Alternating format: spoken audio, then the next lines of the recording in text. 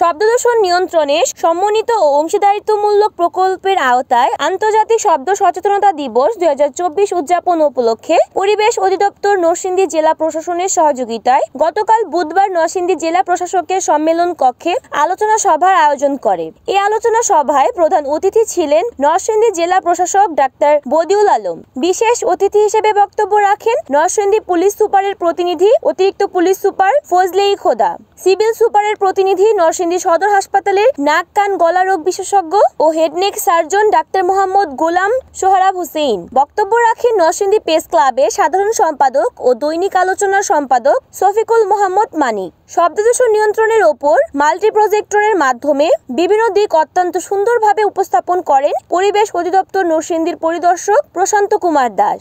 অনুষ্ঠান সঞ্চালনা করেন পরিবেশ অধিদপ্তর নরসিংদীর পরিদর্শক সময় কৃষ্ণ দাস।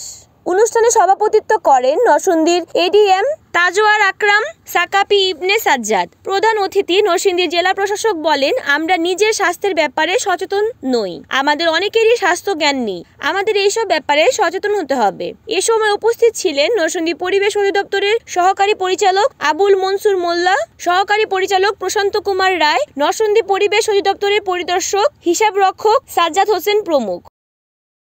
রিপোর্ট করেছেন নরসিংদী প্রতিনিধি বশির আহমেদ মোল্লা, এনএন টিভি।